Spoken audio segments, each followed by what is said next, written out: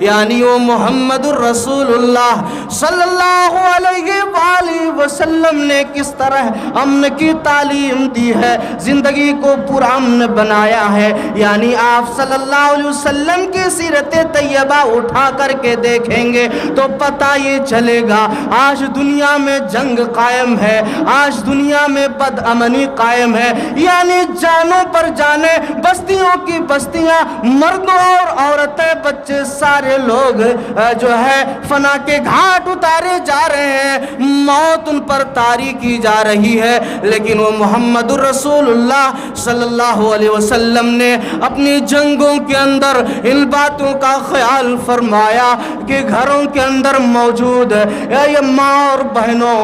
کو مارا نہ جائے، ان کی جان نہ حق نہ لی جائے، ان کے اوپر ظلم نہ کیا جائے، یعنی انہیں کس طرح سے محفوظ کیا جائے، ان باتوں کی تعلیمات جنگ میں بھی محمد الرسول اللہ صلی اللہ علیہ وآلہ وسلم کی سیرت طیبہ میں ملتی ہے۔ ایمان والو، تو اسی لیے ہم کو چاہیے کہ ہم صحیح معنوں میں مسلمان ہوں، یعنی ہمارے ذریعے سے ہمارا بھائی بد امنی کا شکار نہ ہو، ہمارا بھائی پریشان نہ ہو، ہمارا بھائی ہم سے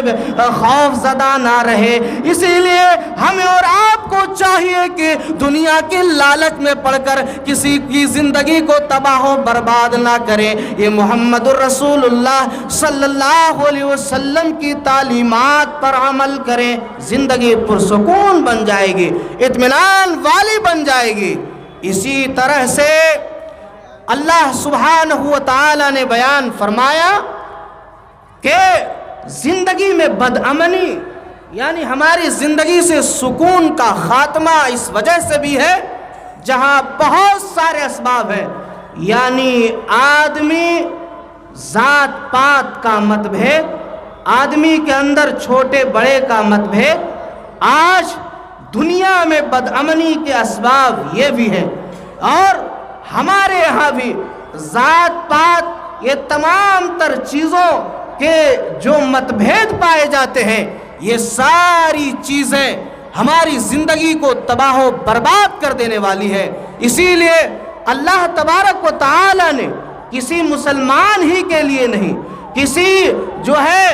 برادری کے لیے نہیں، بلکہ کسی قوم اور خطے کے ہی لیے نہیں، بلکہ اللہ سبحانہ و تعالی نے قرآن کریم میں عام انسانیت کے لیے، پوری مانوتا کے لیے اللہ تبارک و تعالی نے بیان فرمایا وَلَقَدْ كَرَّمْنَا بَنِي آدَمَ وَحَمَلْنَاهُمْ فِي الْبَرِّ وَالْبَحْرِ وَرَزَقْنَاهُمْ مِنَ الطَّيِّبَاتِ۔ اللہ رب العالمین نے بیان فرمایا کہ ہم نے تمام کے تمام بنی آدم کو عزت بخشی ہے، سمان دیا ہے، یعنی اس سے پتہ یہ چلتا ہے کہ اس دنیا میں چاہے چھوٹا ہو، بوڑھا ہو، بڑا ہو، امیر ہو، غریب ہو، مسلمان ہو، نان مسلم ہو، کوئی بھی ہو، یعنی ہر ایک کو اللہ تبارک و تعالی نے بحیثیت انسان، بحیثیت بنی آدم، اللہ رب العالمین نے سب کو عزت بخشی ہے، سب کو عزت بخشی ہے، یعنی کسی کو ذات برادری پر فوقیت حاصل نہیں ہے، کیونکہ اللہ رب العالمین نے بیان فرمایا یا ایھا الناس انا خلقناکم من ذکر و انثی وجعلناکم شعوبا وقبائل لتعارفوا کرمکم عند اللہ اتقاکم ان اللہ علیم خبیر۔ وہ مولا یہ بیان فرما رہا ہے کہ اے لوگوں، اس میں صرف مسلمان کو خطاب نہیں کیا گیا، بلکہ یا ایھا الناس، اے پورے آدم کے سنتان، اے پوری آدم کی اولاد، اے آدم و حوا کے اولاد. اللہ رب العالمین نے خطاب کیا کہ میں نے تمہیں ایک ماں باپ آدم و حوا سے پیدا فرمایا, اور اللہ نے بیان فرمایا یا ایھا الناس انا خلقناکم من ذکر و انثی وجعلناکم شعوبا وقبائل لتعارفوا, کہ ہم نے تمہارے درمیان قبائل اس لیے بنائے کہ تاکہ تمہاری پہچان ہو سکے, تاکہ تمہاری شناخت ہو سکے, تم اس قبیلے کے آدمی ہو. اس یعنی قبائل اور خاندان جو ہے وہ کسی انسانیت پر فخر کی بنیاد نہیں کہ ہم بڑی کاسٹ کے ہیں تم چھوٹی کاسٹ کے ہو, ہم بڑی ذاتی کے ہیں تم بڑی ذات کے ہو. اس کی فوقیت نہیں, اس پر کسی کو غرب کا ادھیکار نہیں دیا. قرآن کریم نے بیان فرمایا, اللہ رب العالمین نے بیان فرمایا اِنَّ أَكْرَمَكُمْ عِنْدَ اللَّهِ أَتْقَاكُمْ,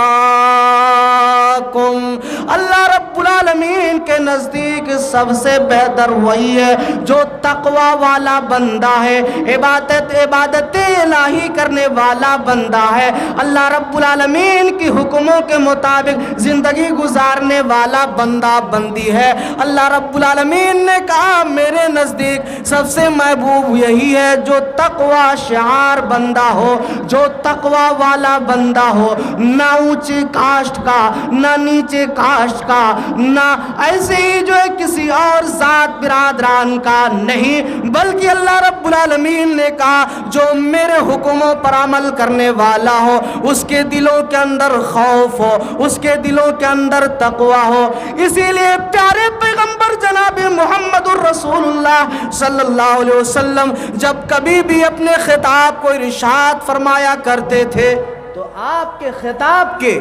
3 آیات کریمہ حصہ ہوا کرتے تھے. یعنی آپ صلی اللہ علیہ وسلم اپنے خطاب میں ان 3 آیتوں کو ضرور پڑھتے تھے.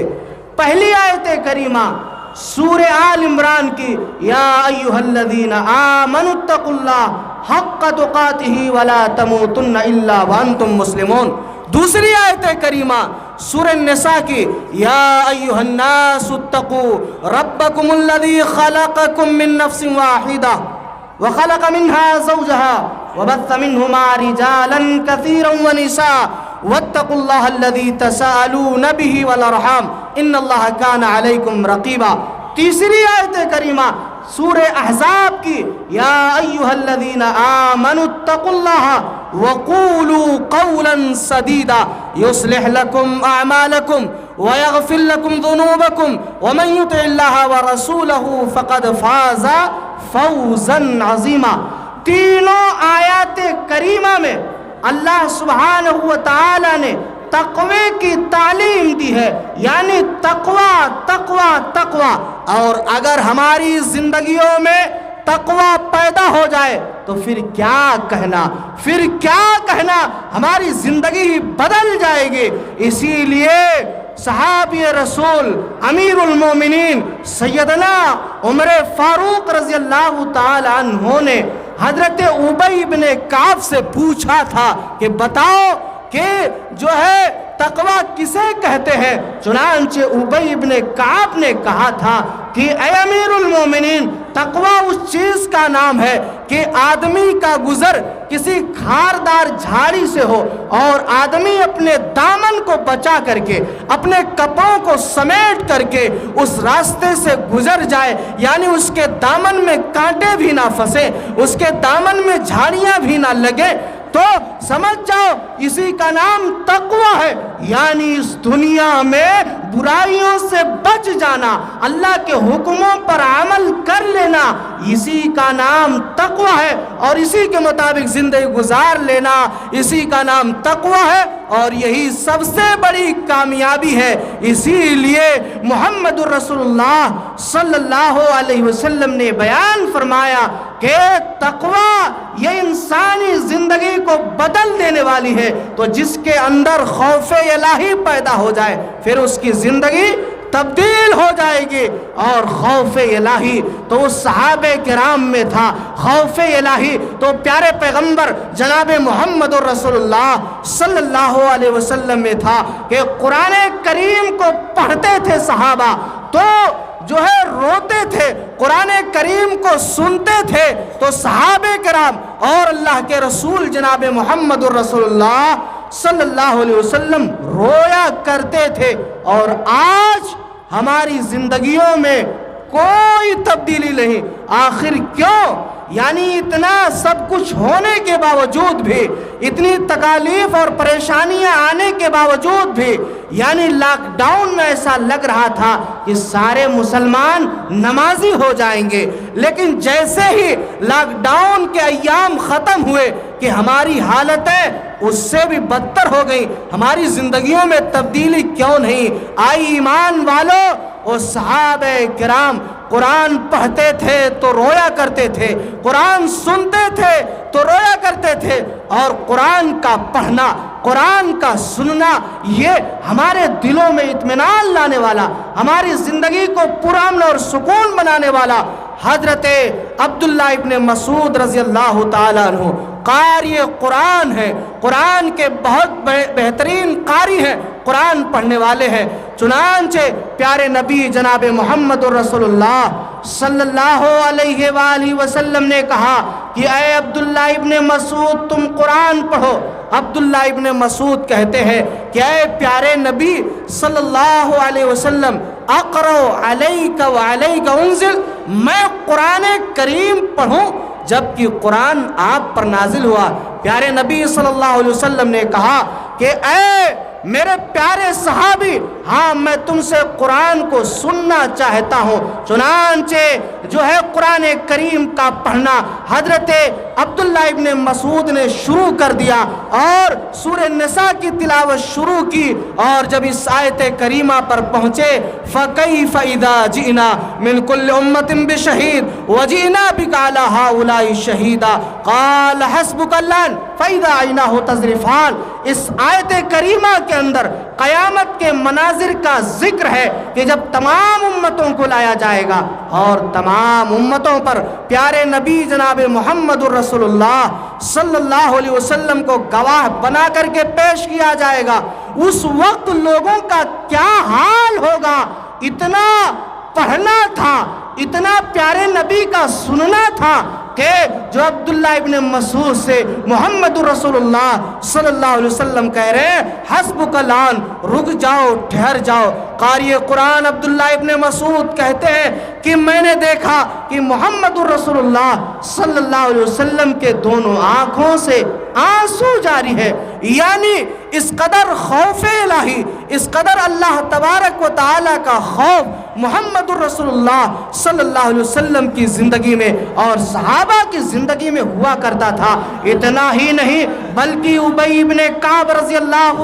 جو ہے اللہ کے رسول جناب محمد رسول اللہ صلی اللہ علیہ وسلم کے پیارے صحابہ جب قرآن کریم کی تلاوت کو سنا کرتے تھے تو وہ رویا کرتے تھے۔ اور آج مسلمانوں ہماری زندگیوں میں یہ ساری چیزیں کہاں سے غائب ہیں اور کہاں چلی گئی ہیں؟ تو یہی وجہ ہے کہ آج ہماری زندگی میں جو ہے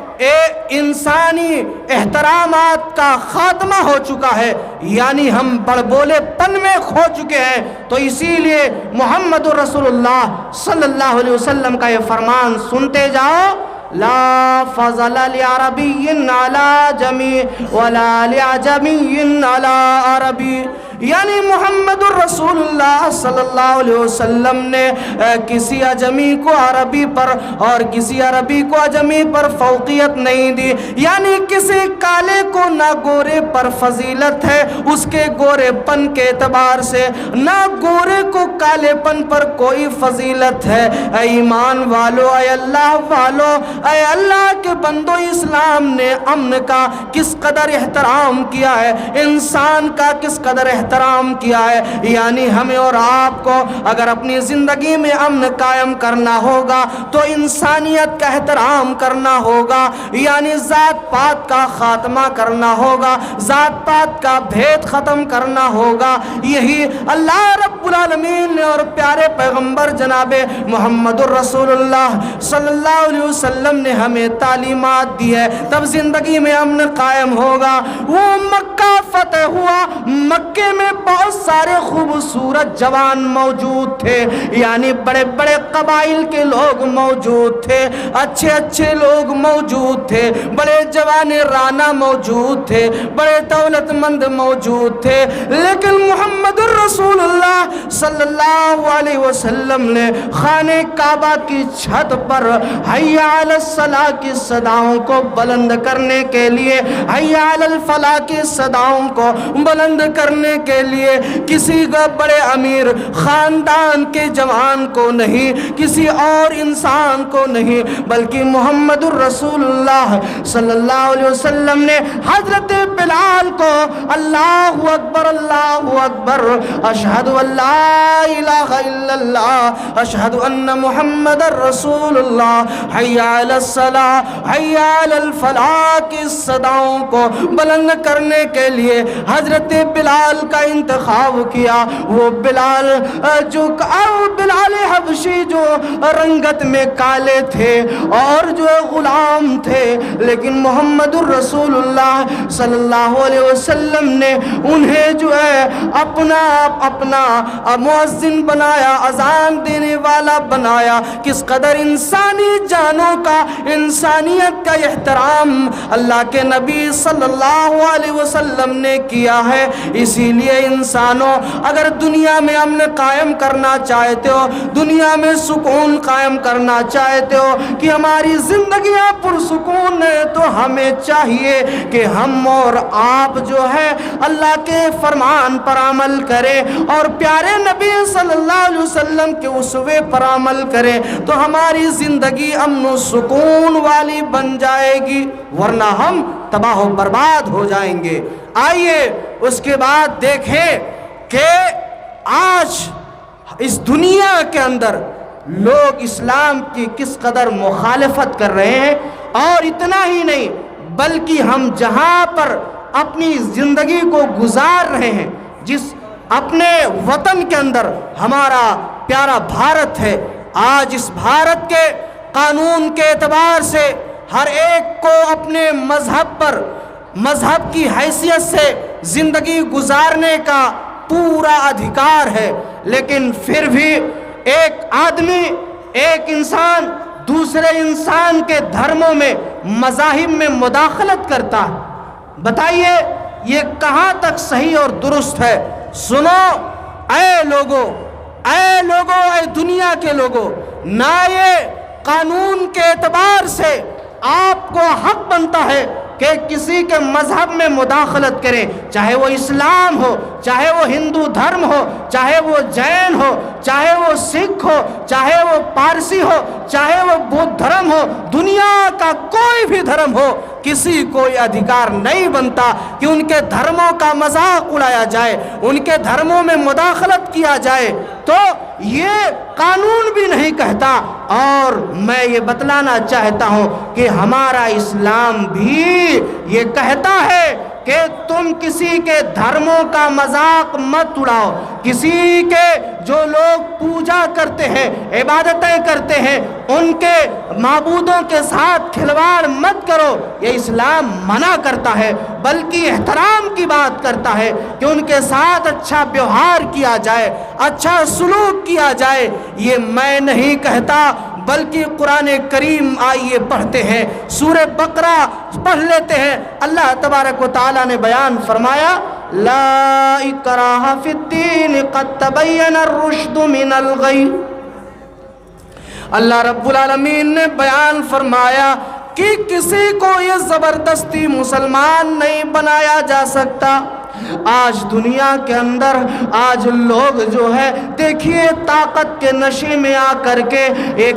فرقے کو ایک طبقے کو کس قدر ستا کر کے اور اسے یہ کہلوا رہے ہیں تم فلاں کا نعرہ لگاؤ، نہیں تم کہو میں اس دھرم کا ماننے والا ہوں، تم اپنے دھرم کو گالیاں دو۔ لیکن دیکھو ہمارا اسلام یہ کہتا ہے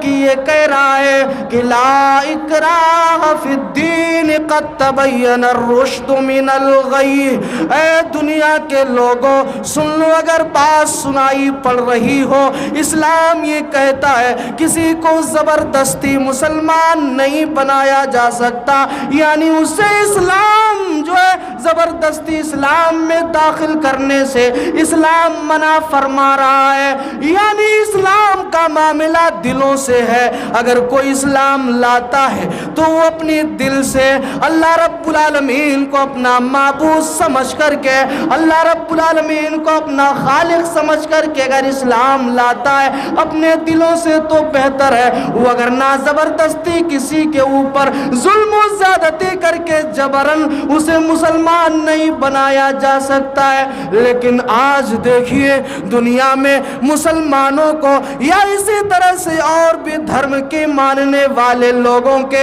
دھرموں کے اندر مداخلت کرنے کی کوششیں کی جا رہی ہے، چھیڑ چھاڑ کرنے کی کوششیں کی جا رہی ہے، یعنی آپ حالیہ دنوں سے اور حالیہ حالتوں سے واقف ہوں گے کہ فی زماننا کس قدر اسلام نے بیان فرمایا یا ایھا النبی قل لازواجک وبناتک ونساء المؤمنین یدنین علیہن من جلابیبہن ذلک ادنی ان یعرفن فلا یؤذین۔ اللہ رب العالمین کے اس فرمان سے یہ بات صادر ہو گئی کہ مسلمان عورتوں کو پردہ کرنا یہ ضروری ہے، یعنی مسلمان لڑکیاں جو بالغ ہوں انہیں پردہ کرنا اسلام نے ضروری قرار دیا۔ لیکن اب ہم کون ہوتے ہیں جبکہ ہمارا سنویدھان بھی کہہ رہا ہے کہ اس کے مذہب کے اعتبار سے اسے جینے کا حق حاصل ہے، اور اسی طرح سے اسلام کہتا ہے اسے پردے کی ضرورت ہے، یعنی پردہ کرنا واجب ہے۔ تو ہم کون ہوتے ہیں قانون الہیہ میں اسلام میں مداخلت کرنے والے؟ اے لوگوں اللہ رب العالمین نے اور قرآن کریم نے خود ہی منع فرمایا ہے کہ اے لوگوں کسی کے دھرموں میں مداخلت مت کرو، کسی کو گالیاں مت دو، چاہے وہ ہمارا ہندو بھائی ہی کیوں نہ ہو، چاہے ہمارا عیسائی بھائی کیوں نہ ہو، چاہے ہمارا پادری بھائی کیوں نہ ہو، چاہے ہمارا جینی بھائی کیوں نہ ہو، یعنی کسی بھی دھرم کا فالوور ہی کیوں نہ ہو، یعنی سب کو اپنے دھرم کے اعتبار سے جینے کا ادھیکار ہے، اور کسی کو گالیاں نہ دی جائے، کسی کے معبودوں کو برا بھلا نہ کہا جائے، یہ اسلام کہتا ہے۔ آئیے اللہ رب العالمین کا فرمان پڑھ لیتے ہیں، وَلَا تَسُبُّوا الَّذِينَ يَدْعُونَ مِن دُونِ اللَّهِ فَيَسُبُّوا اللَّهَ عَدْوًا بِغَيْرِ عِلْمٍ۔ اللہ رب العالمین کہہ رہا ہے اے ایمان والو تم غیروں کے معبودوں کو گالیاں مت دو، یعنی انہیں برا مت کہو جن کی وہ عبادت کر رہے ہو، یعنی کس قدر اسلام نے غیروں کے معبودوں کی، غیروں کے دھرموں کی احترام کی بات کی ہے، یعنی دنیا میں امن کی اس سے بڑی مثال، زندگی میں امن کی اس سے بڑی مثال اور کوئی نہیں دی جا سکتی ہے۔ یہ اللہ رب العالمین نے اپنے کلام کے اندر بیان فرمایا۔ اے ایمان والو، اے دنیا کے لوگوں اس سے سبق حاصل کرو، اسلام امن کا مذہب ہے اور قرآن امن کی تعلیم دینے والا ہے۔ پیارے پیغمبر جناب محمد الرسول اللہ صلی اللہ علیہ وآلہ وسلم امن کی تعلیم دینے والے، آپ کی زندگی امن سے بھرپور ہے۔ اتنا ہی نہیں، یعنی پردہ صرف مسلمانوں ہی میں نہیں بلکہ غیر مسلموں میں بھی ہے۔ یہ بہت سارے ثبوت پائے جاتے ہیں، بہت سارے مثالیں میں آپ کے سامنے پیش کر سکتا ہوں. یعنی اگر ہمارے غیر بھائی سن رہے ہوں ہماری بات کو تو سنیں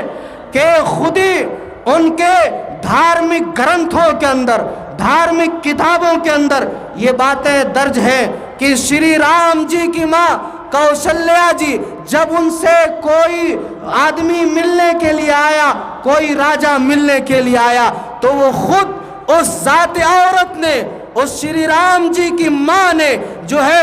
اپنے نوکر کو، اپنے نگراں کو، اپنے گھر کے اس آدمی کو بھیجا کہ جاؤ تم جو ہے اس آدمی سے ملو، اس شخص سے ملو. اور ان کی ماں نے جو یہ بات کہی ہے وہ آپ کی مذہبی کتابوں کے اندر بھی درج ہے کہ میں ایک عورت ہوں، میں اس کے لیے اجنبی ہوں، اس لیے میں ان سے نہیں مل سکتی ہوں. اور اتنا ہی نہیں، وہ سیتا جی کا واقعہ آپ پڑھیں گے تو پتہ یہ چلے گا کہ اس سے پتہ یہ چلتا ہے کہ جب لکشمن جی سے یہ پوچھا گیا کہ بتاؤ تمہارے بھابھی کا کان کیسا تھا، تمہارے بھابھی کا آنکھ کیسا تھا، تمہارے بھابھی کا ناک کیسا تھا، تو شری لکشمن جی نے یہی کہا کہ جو ہے میں نے اپنے بھابھی کے پیر کے علاوہ کچھ اور نہیں دیکھا ہے. یعنی ان تمام تر حوالوں سے یہ پتہ چلتا ہے کہ جو ہے صرف پردہ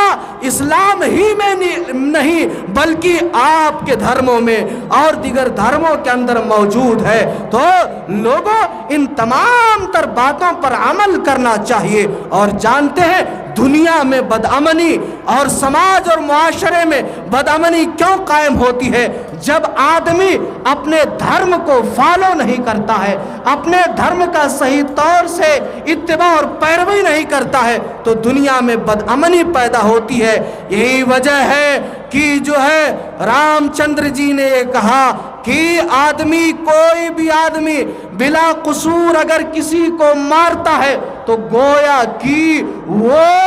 انسانیت کے اوپر ظلم کرتا ہے. یہ خود جو ہے ان کی باتیں ہیں جو میں آپ کے سامنے پیش کر رہا ہوں. اور اتنا ہی نہیں بلکہ گیتا کے اندر یہ بات بھی موجود ہے. گیتا کا وہ شلوک پڑھ لیتے ہیں، اہنسا ستمک کرودھا، اہنسا ستمک کرودھا تیاگش شانتری پیشنم. یعنی کسی کو اپنی ہاتھ سے، کسی کو اپنی ذات سے جو تکلیف پہنچانا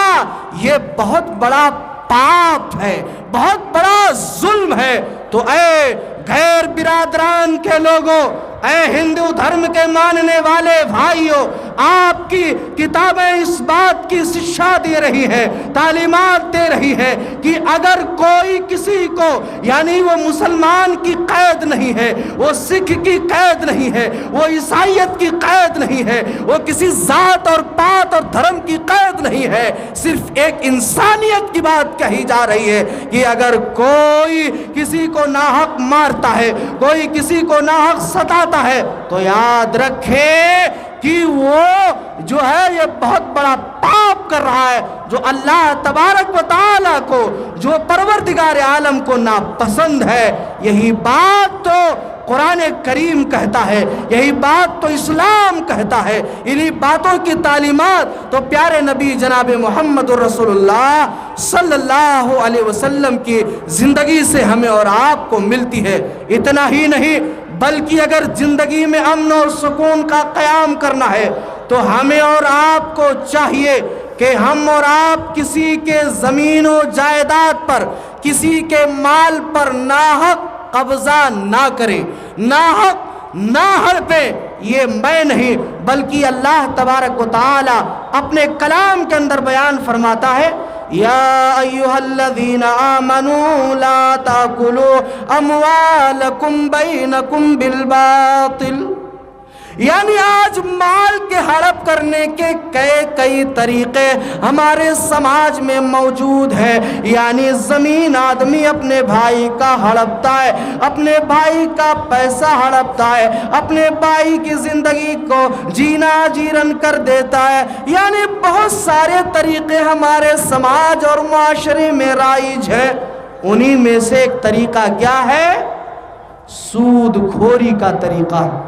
سود خوری. اور سود ہمارے معاشرے میں کس کس طرح سے جنم لے رہا ہے. جیسا کہ یہاں پر آپ کے یہاں لوگ پیسہ دیتے ہیں اور اس پیسے کو صرف عورتوں کو دیتے ہیں, پھر ہفتہ بعد دیتے ہیں, اور اس کے بعد جو ہے اس پر سود کا قید بھی رہتا ہے. اگر نہ دے پائیں تو اس کے اوپر مزید سود پر سود بڑھتا چلا جاتا ہے. یہ سب کیا ہے؟ یہ مسلمان کا کام ہے؟ یہ ایمان والے کا کام ہے؟ نہیں, ہرگز نہیں, کیونکہ یہ بھی مال حرام ہے. یہ بھی ناحق طریقے سے